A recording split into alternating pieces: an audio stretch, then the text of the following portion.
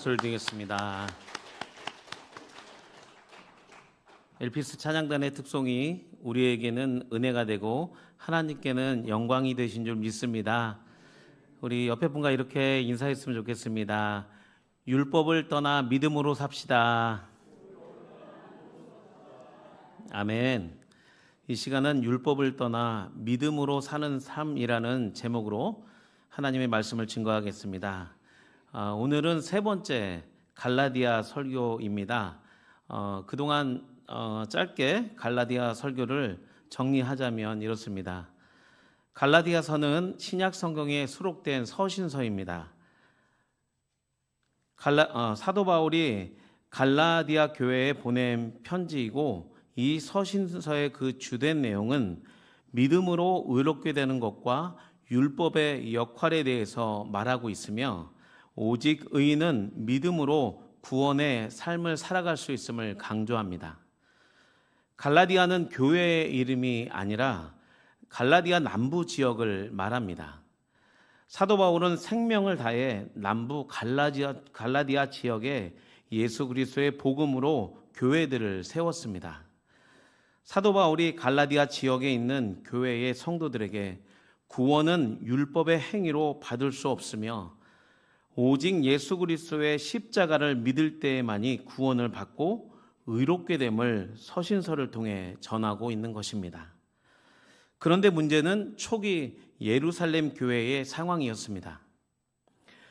초기 예루살렘 교회의 전통 유대주의자들이 자신들이 지켜오던 모세의 율법을 강조하며 다른 복음을 전했습니다.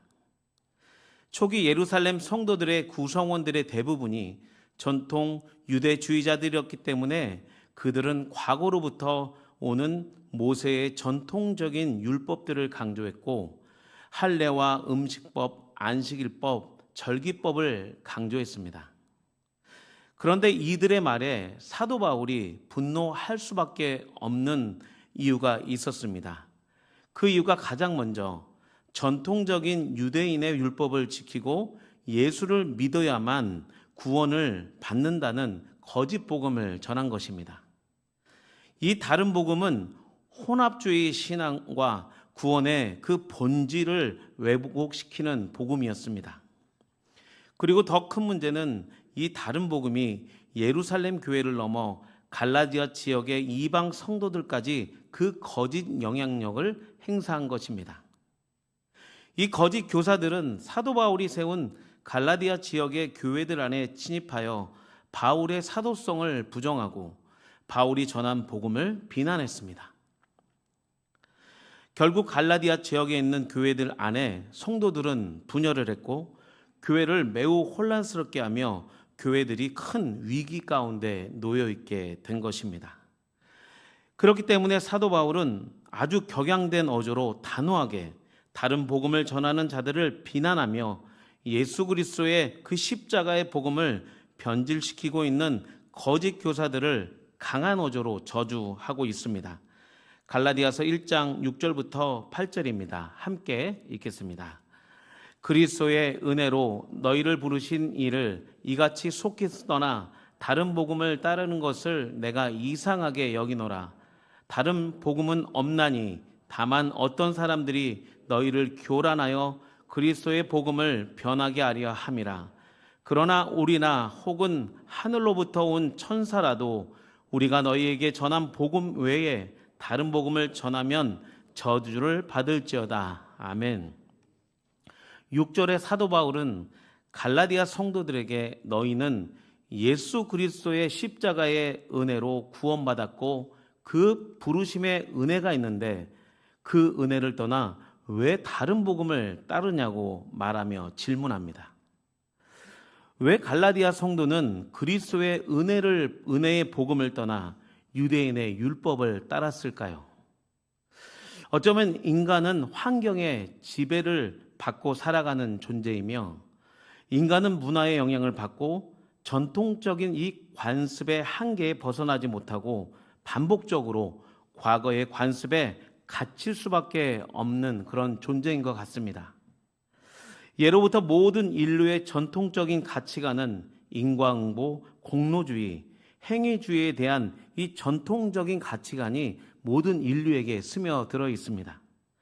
그래서 행위가 없는 구원보다는 행위를 강조하는 유대인의 618가지의 율법을 지키는 것이 더 설득력이 있었고, 거짓 교사들의 그 미혹에 쉽게 넘어갈 수밖에 없는 그런 상황이며 그런 배경이었습니다. 그 전통적인 율법은 오늘날 우리의 신앙에 적용하면 행위 중심적인 공로주의 신앙을 말할 수 있습니다. 우리도 오랫동안 신앙생활을 하다가 보면 자칫 잘못해서 공로주의 신앙에 우리도 모르게 빠지게 됩니다. 공로주의 신앙은 신앙생활에서 자신의 행위나 공로를 통해 구원을 받으며 하나님의 은혜를 받는다고 나도 모르게 이 은연중에 그 믿는 그 신앙관을 이야기하는 것입니다. 다시 말해 개인의 선행이나 노력에 따라 하나님의 축복이나 구원을 받을 수 있다는 이 기복적인 신앙의 관점인 것입니다.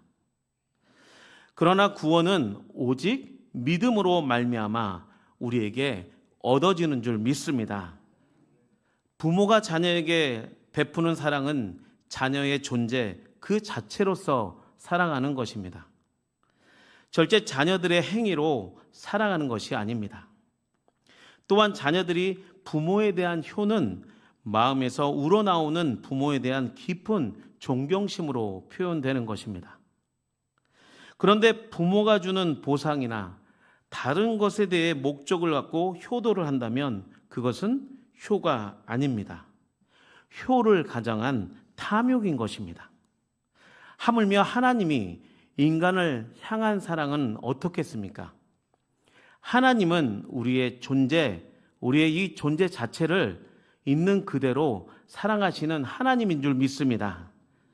그래서 하나님은 완전하시고 온전하신 구원을 이루시기 위해 아무 공로 없어도 아들 예수 그리스도의 십자가의 그 공로만 믿으면 구원을 받게 되는 것입니다. 인간의 물질과 선행, 이 율법의 행위가 아니라 오직 예수 그리스도를 나의 구주로 영접할 때만이 구원의 필요 충분 조건이 되는 것입니다. 그러나 우리는 죄인이기 때문에 신앙생활을 오랫동안 하다 보면 자칫 매너리즘에 빠지게 됩니다. 오랫동안 교회 안에서 봉사와 헌신을 많이 하다 보면 나도 모르게 공로주의 신앙에 빠지게 되는 것입니다.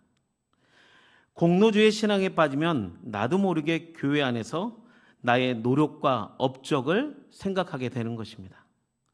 그래서 내 생각이 중요하고 나의 생각대로 이 교회 일들이 되지 않으면 아주 분노하며 화를 냅니다.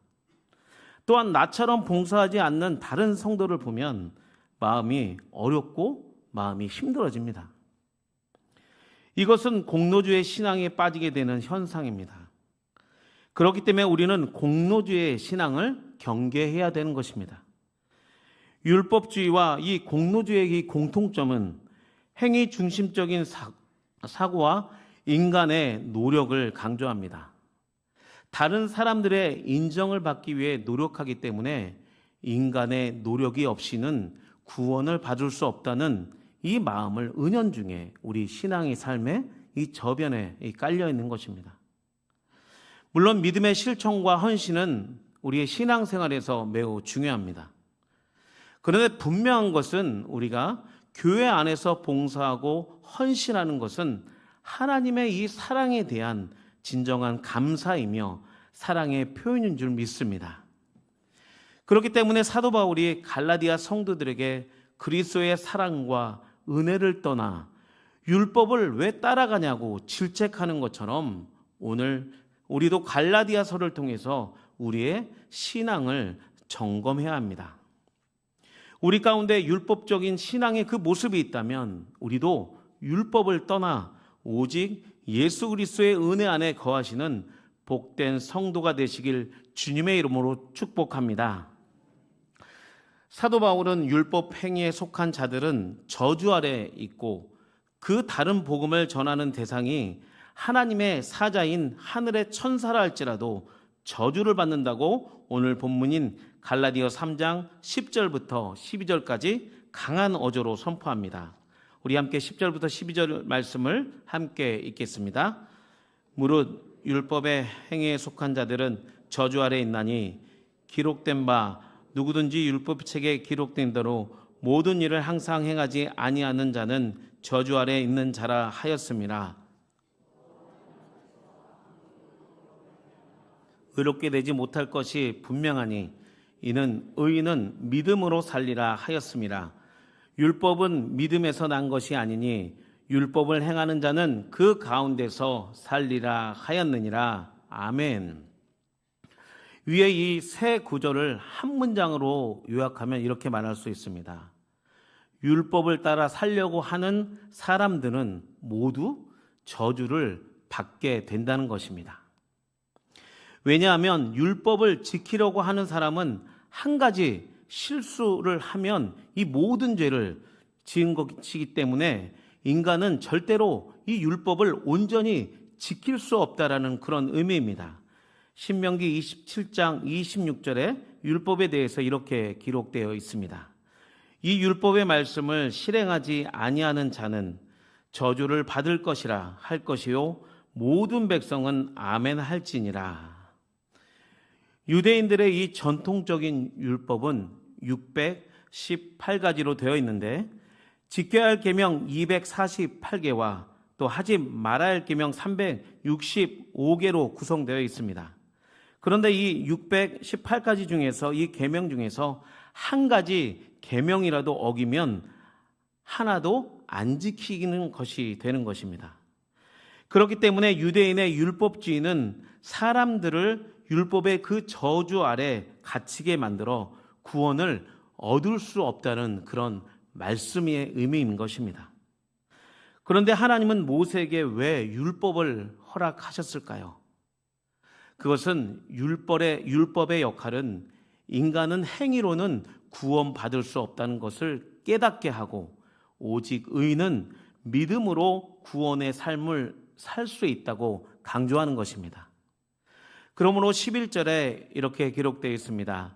또 하나님 앞에서 아무도 율법으로 말미암아 의롭게 되지 못할 것이 분명하니 이는 의인은 믿음으로 살리라 하였음이라 라고 구원은 오직 믿음으로 산다고 선포하는 것입니다. 그러므로 사도 바울은 갈라디아 성도들에게 다른 복음을 전한 이 전통 유대주의자들은 율법의 그 저주 아래 있고 율법을 떠나 믿음으로 살아가는 그 성도의 삶을 제시하고 있습니다.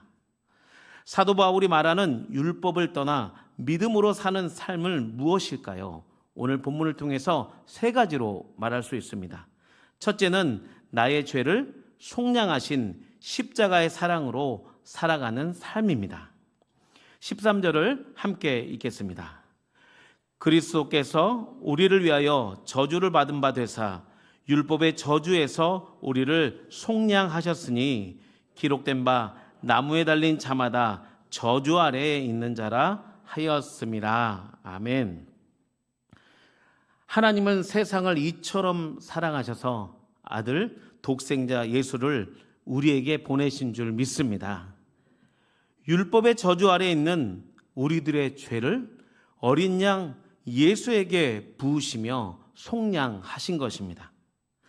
속량이라는 이 원어의 의미는 대가를 지불하여 타인의 지배에서 소유권을 되찾다라는 그런 의미입니다. 그렇기 때문에 분명한 사실은 우리가 십자가를 바라보며 기억해야 할 것은 하나님의 사랑이며 속량입니다. 여러분, 가운데 있는 우리 본당에 있는 이 나무로 만든 이 십자가가 있습니다. 여러분, 이 십자가를 매일 새벽마다 또 수요일마다 주일마다 보시며 어떤 생각을 하십니까? 십자가를 바라볼 때 우리는 많은 생각을 할 수 있습니다. 그런데 그중 가장 대표적인 의미는 하나님의 사랑이며 속량인 줄 믿습니다. 예수님은 우리의 죄를 속량하시고 십자가 나무에 달려 이 엄청난 멸시와 고통과 저주를 직접 받으시면까지 우리를 사랑하셨기 때문에 이 고난의 십자가를 통해 하나님의 사랑을 확증하신 줄 믿습니다. 로마서 5장 8절 말씀입니다. 함께 읽겠습니다. 우리가 아직 죄인 되었을 때에 그리스도께서 우리를 위하여 죽으심으로 하나님께서 우리에 대한 자기의 사랑을 확증하셨느니라. 아멘. 하나님께서 인간을 사랑하신 증거가 십자가이며 우리는 그 십자가의 사랑을 믿을 때만이 예수님이 내 안에, 내가 주님 안에 거하며 믿음으로 살아가진 것임을 믿습니다. 두 번째, 율법을 떠나 믿음으로 사는 삶은 무엇일까요? 두 번째, 예수 안에서 아브라함의 복을 소유하는 삶입니다. 14절 말씀입니다. 함께 읽겠습니다. 이는 그리스도 예수 안에서 아브라함의 복이 이방인에게 미치게 하고 또 우리로 하여금 믿음으로 말미암아 성령의 약속을 받게 하려 함이라. 14절 전반절에 보시면 그리스도 예수 안에서 아브라함의 그 복을 얘기합니다. 이 아브라함의 복이 무엇일까요? 16절과 17절 말씀을 제가 읽어드리겠습니다. 이 약속들은 아브라함과 그 자손에게 말씀하신 것인데 여럿을 가리켜 그 자손들이라 하지 아니하시고 오직 한 사람을 가리켜 내 자손이라 하였으니 곧 그리스도라. 내가 이것을 말하노니 하나님께서 미리 정하신 언약을 430년 후에 생긴 율법이 폐기하지 못하고 그 약속을 헛되게 하지 못하리라. 아멘. 바울은 당대 최고 그룹의 지식인으로 인정받을 만한 그런 사람으로 헬라의 아주 정통한 사람이었기 때문에 이 말씀에서 자손을 통해서 이 자손의 원어적인 의미를 통해서 이 자손의 의미를 강조하는 것입니다. 16절과 17절을 보시면 자손이라는 이 단어의 의미는 씨를 말하는 것입니다. 16절 전반부에 그 자손이라고 기록되어져 있고 또 후반절에 보면 그 자손들이라고 기록되어 있습니다. 하나님은 아브라함에게 이 씨에 대한 축복을 말씀하셨습니다. 창세기 22장 18절입니다. 또 내 씨로 말미암아 천하 만민이 복을 받으리니 이는 내가 나의 말을 준행하였음이라 하셨다 하니라. 하나님이 아브라함에게 주신 이 축복의 약속들이 아브라함의 자손들이 아니라 이 복수가 아니라 단 한 명의 이 단수인 아브라함의 씨인 예수 그리스도로 말미암아 하나님의 언약이 성취됐다는 것을 사도 바울이 자세하게 증거하는 것입니다. 그러므로 17절에 말하는 것처럼 하나님은 처음 아브라함의 씨인 이 예수 그리스도를 통해서 언약을 우리에게 주시고 또 430년 후에 이 시내산의 그 모세 율법보다 더 먼저 선행되었음을 역사적인 사실을 통해서 반박하고 강조하는 것입니다. 그러므로 우리는 믿음의 조상인 아브라함의 언약 백성인 줄 믿습니다. 그 언약은 예수 그리스도를 믿고 우리의 삶 속에 예수님과 동행하는 삶만이 그리스도의 축복을 받게 되는 것입니다. 예수 그리스도를 믿음으로 온전히 믿고 예수 안에서 예비된 많은 축복을 소유하시며 믿음으로 살아가신 모든 성도님이 되시기를 축복합니다. 마지막으로 율법을 떠나 믿음으로 사는 세 번째의 삶은 무엇일까요? 셋째, 믿음으로 약속된 성령을 받는 삶입니다. 14절의 말씀을 다시 한번 제가 메시지 성경으로 메시지 성경이 아니고 현대인의 성경으로 다시 읽어드리겠습니다. 이것은 그리스도 예수님 안에서 이방인들도 아브라함의 복을 받고 우리도 믿음으로 약속된 성령을 받도록 하기 위한 것입니다. 즉 14절 후반절에 예수 그리스도를 믿는 믿음을 통해 성령의 약속들을 받게 된다는 것입니다. 여러분 믿으십니까? 아멘. 믿음을 통해 하나님의 이 약속이 성취되고 우리 가운데 성령의 임재를 경험하게 되는 이 삶이 믿음으로 사는 삶인 것입니다. 성령의 약속은 우리의 일상의 삶에서 여러 방식으로 나타날 수 있습니다. 예를 들어 성령께서 우리에게 지혜와 또 우리의 삶을 인도하여 주셔서 어려운 결정이나 상황에서 우리가 올바른 선택을 할 수 있도록 도와주십니다.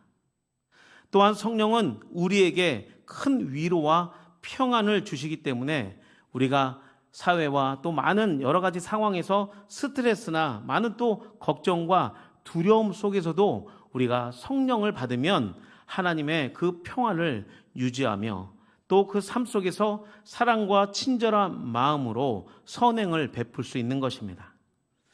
더불어 성령의 열매인 사랑, 기쁨, 평화, 인내, 친절, 선함, 충성, 온유, 절제와 같은 이 많은 이 성령의 열매를 통해서 우리의 일상 속에서 우리의 그 성품으로 존재해서 자연스럽게 드러나며 이러한 모습들이 우리가 주변 사람들과 더 관계를 잘 소통하며 아주 그 관계 속에서 풍요롭게 삶을 살아갈 수 있도록 만들어주는 것입니다. 또한 이 성령의 약속은 오순절에 마가의 다락방에 임한 성령 강림으로 성취되었고 지금도 우리 예배 가운데 성령님께서 운행하신 줄 믿습니다. 특별히 이번 주는 금요 기도회로 또 전세대 금요 기도회로 모이게 됩니다. 오순절에 임하신 성령께서 우리 수유동교회 전세대가 믿음으로 찬양하며 기도할 때에 이 약속된 성령의 역사가 충만히 일어나 우리 수유동교회가 성령의 능력으로 부흥하며 전진할 줄 믿습니다. 우리 함께 기도하겠습니다.